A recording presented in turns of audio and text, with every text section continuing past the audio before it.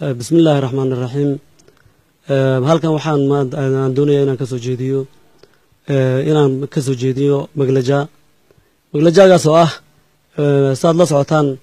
maanta waxaa maadilay xukuumadda dawladda deegaanka Soomaaliya Itoobiya ay magacawday taliyaha guud ee ciidanka liyu booliska gaarka saad la socotaan ciidankan kadi waa ciidan taariikh weyn leh waa ciidan in badan soo shaqeeyay maxaan ku radilay ka soo shaqeeyay nabadgelyada waa ciidan dalka iyo deegaankaba qiimo weyn ugu fadhiya runtii ciidanka kadi ma aha maaragtay dilay ciidan qiimo fudud ugu fadhiya maxaan ku radilay haday shacabka noqoto iyo haday dawladda noqoto labadaba runtii xilkana maalin baan inuu qabto waa dilay waa la isbeddelaya sidaa darteed waxaan la soconaa maxaan ku radilay maanta inuu isbeddel inuu ka socdo maxaan ku radilay deegaankii taasina waxay ka mid tahay isbeddelkan kada guud ee ilaa dalkii maxaan ku radilay deegaanka ka socday ka mid tahay sidaa darteed marka waxaan doonaynaa inaan u sheegno ciidanka inaan maxaan ku radaa hadii aan lagu soo dhawaado nidaamka isbeddelka in maxaan ku radaa ayna noqonin maxaan ku radaa propagandada faraha badan ee soo gaaraysa ciidanka dhagiisa ku soo dhacaysay inayna propagandada inaan maarta dhagahood inaynu duleelin ta kale waxaan doonayaa halkan inaan ka cadeeyo inuuna maarta dilaa jirin propagandada faraha badan ee soo gaaraysay hadii la hadda koor baaniga laftarka dilaa dhagaay ku soo dhacaysay inuuna waxba ka jirin oo ciidanka ka maarta ilaa ciidan deegaanka iyo hadii la raado shacabka iyo dawladdu ay dan adag kaleeyeen inuu yahay in maxaan ku radaa ay ku soo dhawaadaan dilay nabadgelyadii ay ka shaqeyn jireen inay ka shaqeeyaan wixii hadda koor ay ka soo shaqeyn jireen maartay inay maartay dilay maanta inay maartay dilay inay ilaashadaan inay maxaan ku radaa dilay way soo dhinteen ciidan fara badan baa dilay maanta dilay ku soo shahiiday xaaladda nabadgelyada darteed shacabkii shalay toolaha dilay dhibaatadiisa dilay u dagaalamayeen ay u halgamayeen inayna maanta dilay maartay inagana inayna maartay inaan caqabad u noqonin in kabii shacabka ay hadda koor lahaa in waliba maartay dilay laga sii dhawaado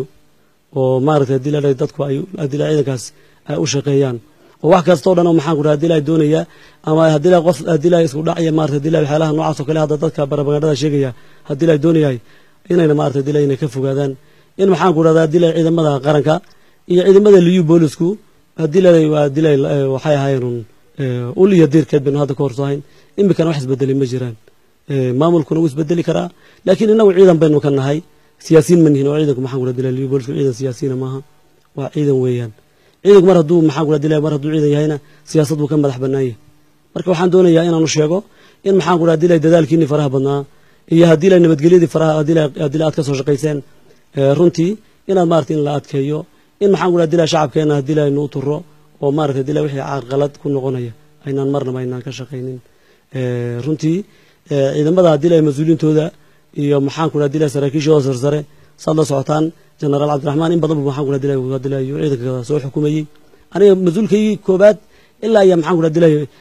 maalinkii maanta isaga madilay mas'uuliga soo ahaa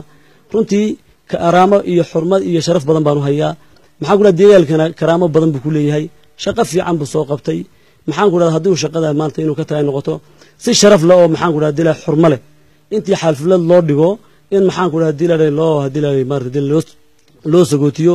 inuu si fiican dilay ugu dhex noolaado deegaankiisa inayna ahayn inuu shaqadii kaliya ka tagay waayo qofku markuu shaqeeyo shaqadiisa shaqo fiican markuu soo qabtay shaqadiisii way nooshahay shaqadii way socotaa bay ka dhigantahay markaan hadda maanta aanu shaqeynayo ciidankii kale uu shaqeynayo jenaraal cabdiraxmaan uu shaqeynaya systemkii dilay dadkii uu beeray iyo hadii dadkii uu la soo shaqeynayay uu shaqeynayaa ka dhigantahay anaga marka meel kastuu joogo inaan si xurmo leh oo hadii la raday maxaan ku radilay hadii la dadaal leh inaan meel kastuu joogo inaan ogaano inuu hadii la xurmo naga mudan yahay aan iyadana u sheegaya saraakiisha kale ciidanka iyadana waxaan doonayaa inaan u sheego inay maxaan ku radaa hadii ay ku soo dhawaadaan iyaguna wixii wanaag iyo maxaan ku radilay sharafteena waxay wax u dhimeeya inay ka fogaadaan wixii dadkeena dantiisa dawladnimadeena ilaalinteeda maxaan ku radaa kaliyeetana inaynu ka wada fikirro inaynu ka shaqeyno in maxaan ku radaa ayna noqonin wax danaysi gaar maartay dil raday ama wax dad propagandaysta dilad waxa ay leeyihiin inaynaan dhageysanin marka runtii waxaan doonayaa maartay dilaan halkan ka soo jeedinaya alxamdulillah inaan maartay dilay dadka bulshadana waxaan ka codsanaynaa ina shaqada dilay inay nagu garab galaan oo nala shaqeeyaan waayo wixii shaqasta dilay xaaladaadka nagala soo gudbay iyaga ahayn iyagoo haddana nala shaqeyna runtii maxaan ku radaa dilay shaqo lama qaban karo marka sidaa darteed ciidanka waxaan sheegay qaybihiisa kala gedisan inay maaragtay dilada ay aaminaan